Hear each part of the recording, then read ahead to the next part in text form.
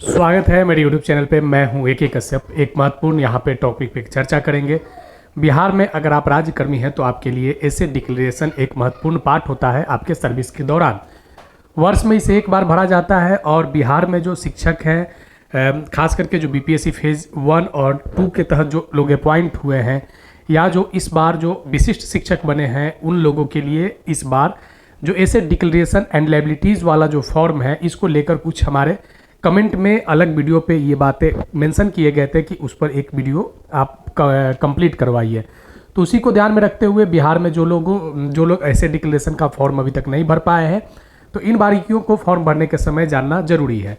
सबसे पहले जब हम लोग यहाँ पे शुरुआत करेंगे, इसके जो भी पेज है और फॉर्मेट है, जो लोग पहली बार इसको फिल कर रहे होंगे उनके लिए ये बिल्कुल फ्रेश रिकॉर्ड होगा। और जो पिछले बार यानी जो पहले से राज्यकर्मी है, कार्यरत है और पहले डिक्लेरेशन दे चुके हैं पहले के फाइनेंशियल ईयर में, तो उस आधार पे यानी पिछले के आधार पे और उनके पास जो वर्तमान में एसेट्स है वह दोनों को बैलेंस करके वो फॉर्म को फिलअप करेंगे। लेकिन जिनकी पहली बार है उनको थोड़ा सा ध्यान देने की ज़रूरत है।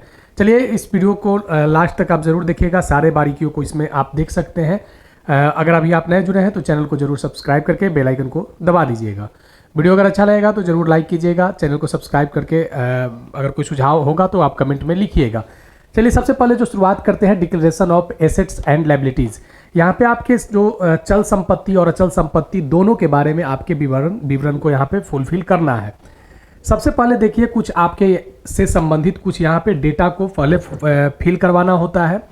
सबसे पहले आप हैं कौन और आप किस विभाग में कार्यरत है और आपका पद क्या है, सबसे पहले यहाँ पे आपको फिल करना होगा। आपके जो नाम है XYZ, आप यहाँ पे अपने नाम को फिल कर देंगे।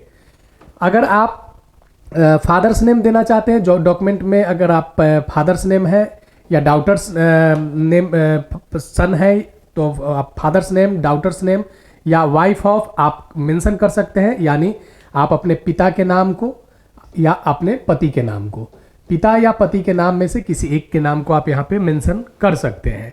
उसके बाद यहाँ पे एज पूछता है, तो आप जो आपका एज 2024-25 के दरमियान में जो आपका एज है वह केवल ईयर ही आप यहाँ पे मेंशन करेंगे। मंथ अगर आप न भी करते हैं तो कोई इशू नहीं है। अब यहाँ देखिए कि लिखता है कि बिलोंगिंग टू, यहाँ पे बिलोंगिंग टू आप किस डिपार्टमेंट से हैं। अगर आप एजुकेशन डिपार्टमेंट से रिलेटेड हैं तो आप यहाँ पे एजुकेशन डिपार्टमेंट को मेंशन करेंगे, एजुकेशन डिपार्टमेंट यहाँ पे कर देंगे। और सर्विस प्रेजेंटली वर्किंग एज किस पद पे आप कर रहे हैं, तो अगर आप PPSC टीचर हैं तो आप लिखेंगे स्कूल टीचर। और अगर आप विशिष्ट शिक्षक हैं तब आप लिखेंगे एक्सक्लूसिव टीचर। ठीक, अगर जिस तरीके का आपका पद है वे सारे पोस्ट को आप यहाँ पे मेंशन करेंगे। अब यहाँ पे डिस्क्रिप्शन कहता है self, spouse name, dependent 1 name, dependent 2 name और डिपेंडेंट 3 नेम। यहाँ पे इस बात को आप जरा गौर से देखिएगा। जो डिस्क्रिप्शन में सेल्फ यानी जो यहाँ पे जो आई है वही यहाँ पे सेल्फ है। स्पाउस नेम, अगर पति अगर जॉब में है तो पत्नी के नाम को मेंशन करेगा, अगर पत्नी जॉब में है तो पति के नाम को मेंशन करेगा। स्पाउस, पति पत्नी में से कोई भी एक नाम को मेंशन यहाँ पे आपको लिखना होगा। जो भी आपका नाम है यहाँ पे XYZ यह नाम को मेंशन करना होगा। डिपेंडेंट 1 और डिपेंडेंट 2 और डिपेंडेंट 3 जरा गौर से यहाँ पे देखिएगा। यहाँ पे जो डिफिनीशन दिया गया है कि डिपेंडेंट किसको यहाँ पे माना है इस फॉर्म में, आपकी इनकम पे, आपने जो एक वर्ष में पैसे को अर्न किया या जो महीने में अर्न कर रहे हैं, आपके अर्निंग पे कितने लोग डिपेंड है। तो अगर आपके सन डाउटर अगर डिपेंड है तो उनके भी नाम यहाँ पे मेंशन करेंगे। अगर एक है तो एक का ही नाम मेंशन करेंगे यहाँ पे XYZ जो भी हो। 2 डिपेंड है तो उनका भी नाम यहाँ पे मेंशन करेंगे। 3 डिपेंड है तो यहाँ नाम उनका मेंशन करेंगे। ठीक है, जो भी आपकी सैलरी पे डिपेंड लोग हैं। देखिए यहाँ पे कैश कहता है, यानी कैश आपके पास एट ए टाइम कितना है। कैश यानी जिस समय आप फॉर्म को फिल कर रहे हैं तो आपके पास कितना है, तो आपके पास जो भी रुपया होगा यहाँ पे आप कैश को यहाँ पे अमाउंट को फिल करेंगे। अगर आपके पास 20,000 रुपया कैश है तो आप 20,000 रुपया आप यहाँ पे इस तरीके से इंडिकेट करेंगे। स्पाउस में यानी जो भी आपके पति पत्नी में से जिनके पास अगर कैश जो भी हो, अगर 4,000 रुपया कैश है तो यहाँ पे 4,000 कैश को मेंशन करेंगे। डिपेंडेंट 1 के पास अगर है तो वो भी मेंशन करें, नहीं है तो आप यहाँ पे नील कर सकते हैं। डिपेंडेंट 2 के पास भी नील कर सकते हैं। ये आप पे निर्भर करता है कि आप यहाँ पे क्या मेंशन कर सकते हैं। अब देखिए second number, deposits in banks, financial institution and non banking financial companies. अब यहाँ पे जो पैसे जो है आपके बैंक या फाइनेंशियल इंस्टीट्यूशन में आपका कितना है, अगर आपके पास अगर बैंक या फाइनेंशियल इंस्टीट्यूशंस में अगर आपके 80,000 रुपये है तो आप 80,000 कर सकते हैं, नहीं है तो नील कर सकते हैं। स्पाउस नेम में भी ठीक वही कंडीशन होगा, अगर 30,000 रुपया है, क्योंकि इस डाटा को आप छिपा नहीं सकते हैं, आप कैश को छिपा भी सकते हैं, कम कर भी सकते हैं, करना तो नहीं चाहिए क्योंकि ये जो डेटा है आपके इनकम से रिलेटेड डेटा है। तो बहुत से ऐसे लोग होते हैं जो कैश को इधर उधर कर देते हैं, लेकिन यहाँ पे आप, क्योंकि ये सारे आपके जो deposit in banks, financial institution है, ये सभी आपके रिकॉर्ड कहीं ना कहीं मेंशन है। तो ये 80,000, 30,000 जो भी हो समथिंग, यहाँ पे जो नील है या इनके नाम से भी अगर कुछ है तो आप यहाँ पे फिल कर सकते हैं। Bonds, debentures, shares in companies, अगर आपने शेयर खरीद रखा है, अगर 20,000 का अगर आपने शेयर लिया है तो आप 20,000 का शेयर मेंशन कर दीजिए। स्पाउस में अगर शेयर नहीं है तो आप वहाँ पे नील कर दीजिए। ठीक सेम वही नील करते आप चलेंगे। अदर फाइनेंशियल इंस्टीट्यूशन, जैसे अगर LIC का बॉन्ड, पोस्टल सेविंग अगर आपने ले रखा है तो अगर LIC का जो बॉन्ड अगर आपके पास है तो LIC के बॉन्ड के बारे में आप मेंशन कर देंगे कि आप पर ईयर कितना देते हैं, 12,000 रुपया ईयरली देते हैं, तो आप यहाँ लिख देंगे 12,000 रुपया एनुअल। अगर स्पाउस का भी अगर आप देते हैं 7,000 रुपया अगर देते हैं या 10,000 जो भी देते हैं तो 7,000 एनुअल यहाँ पे लिख देंगे LIC में। अगर यहाँ भी अगर डिपेंडेंट 1 में भी देते हैं 4,000 रुपया देते हैं तो 4,000 यहाँ ऐसे कर देंगे। बाकी अगर आप यहाँ पे जो भी आपके पास डेटा है उस डेटा के अनुसार आप कर सकते हैं। अब देखिए यहाँ पे कहता है मोटर व्हीकल। मोटर व्हीकल में जैसे सेल्फ के पास, आपके पास जो भी मोटर व्हीकल है उसके नाम आपको यहाँ पे मेंशन करना होगा। मोटर व्हीकल में आपके यहाँ पूरा डिटेल्स देना होगा। मोटर व्हीकल का नाम, अगर आपके पास जो भी व्हीकल है तो उस व्हीकल का नाम यहाँ पे XYZ जो भी है आप नाम मेंशन कर दीजिए। और उसका कहता है डिटेल्स ऑफ मेक एटसेट्रा, आप यहाँ पे लिख सकते हैं कि उसकी तत्काल वैल्यू कितनी है, 30,000 रुपया है या 40,000, लमसम जो भी अमाउंट है आप कर सकते हैं। अगर स्पाउस के नाम पे, पति पत्नी के नाम पे है तो उनके नाम का भी आप डेटा यहाँ पे XYZ, अगर व्हीकल है, गाड़ी है 2 पहिया या 3 पहिया 4 पहिया जो भी हो आप यहाँ पे मेंशन कर सकते हैं। और जो अमाउंट उस गाड़ी व्हीकल का है वहाँ पे मेंशन कर सकते हैं। डिपेंडेंट 1, डिपेंडेंट 2 और डिपेंडेंट 3 वाले में आप जो भी आपके अनुसार अवेलेबल है तो यहाँ पे भरिए, नहीं है तो नील कीजिए। Jewellery, give details of the weight and value, यहाँ पे ज्वेलरी का मांगता है तो सबसे पहले सेल्फ में अगर आपके पास, चलिए अगर 100 ग्राम अगर है तो आप यहाँ पे 100 ग्राम और लिखिए गोल्ड, अगर गोल्ड है तो गोल्ड। सिल्वर अगर आपके पास जो भी हो, 500 ग्राम अगर सिल्वर है तो 500 ग्राम यहाँ पे सिल्वर ऐसे करके मेंशन आप कर दीजिए। वैल्यू अगर आप न भी लिखते हैं तो यहाँ पे इस तरीके के ग्राम और गोल्ड इंडिकेट आप कर सकते हैं। ठीक है, अगर स्पाउस के पास अगर आपके पास जो भी हो 200 ग्राम अगर गोल्ड है तो 200 ग्राम गोल्ड करिए। और सिल्वर अगर 800 ग्राम है तो 800 ग्राम यहाँ पे आप सिल्वर करिए।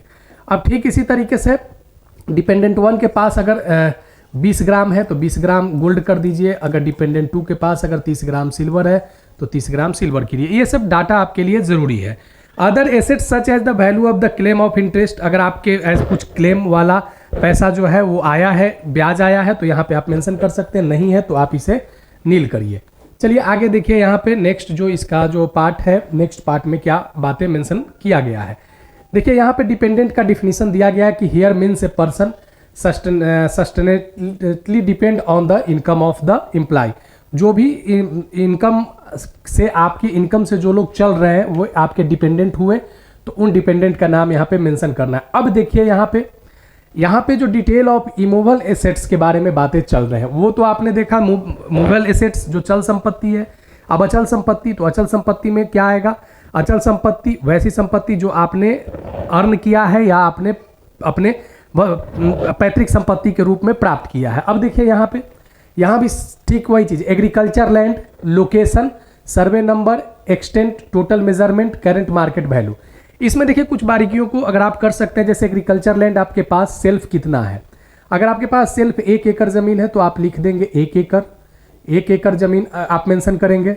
लोकेशन जो भी अगर आपका जहां पे अगर लोकेशन है, अगर जिस डिस्ट्रिक्ट से बिलोंग करते हैं तो आप डिस्ट्रिक्ट का भी नाम दे सकते हैं या अपने ब्लॉक का भी नाम दे सकते हैं। ठीक है, अगर हो सके तो आप अपने विलेज का भी नाम ब्रैकेट में आप कर सकते हैं, ये कर सकते हैं आप। अब देखिए यहाँ पे मेजरमेंट कहता है तो मेजरमेंट तो 1 एकड़ हमने दे दिया। करंट मार्केट वैल्यू आप कर भी सकते हैं या ना भी कर सकते हैं। स्पाउस में भी अगर कोई डाटा है तो आप दे सकते हैं, डिपेंडेंट 1 और डिपेंडेंट 2 3 में है तो दे सकते हैं और नहीं है तो नील कर सकते हैं। नॉन एग्रीकल्चर लैंड मतलब यानी वैसा लैंड जिस पर खेती नहीं होता है। अगर मानकर चलिए कि अगर आपका ये 10 डिसमिल है तो आप यहाँ पे 10 डिसमिल कर सकते हैं। इसका लोकेशन जो भी आपका लोकेशन है, इस लोकेशन को आप दे सकते हैं अपने डिस्ट्रिक्ट ब्लॉक, जो भी जिस प्रॉपर्टी का जो लोकेशन है वहाँ आप दे सकते हैं। मेजरमेंट हमने यहाँ पे मेंशन कर दिया। ठीक अगर है तो आप स्पाउस डिपेंडेंट 1, 2, 3 में वहाँ पे आप भर सकते हैं। बिल्डिंग कमर्शियल पूछता है। अगर बिल्डिंग कमर्शियल अगर आपके पास है, जैसे अगर मान के चलिए कि अगर 4 डिसमिल में कमर्शियल बिल्डिंग है तो आप 4 डिसमिल कमर्शियल बिल्डिंग, और ठीक उसी तरीके का लोकेशन आप भर सकते हैं। अब देखिए, अगर आपके पास ये सभी नहीं है या ये जो आपने फिल कर रखा है, तो या तो ये प्रॉपर्टी आपने पैतृक संपत्ति के हिस्से से पाया, या आपने पहले से खरीद रखा है, या आने वाले वर्षों में जब आप 1, 2, 4 साल के बाद जब आप इमूवेबल प्रॉपर्टी को खरीदेंगे तब यहाँ पे आपको मेंशन करने की आवश्यकता होगा। अब देखिए, यहाँ पे कुछ और बातें हैं जो आपके बैंक से रिलेटेड है।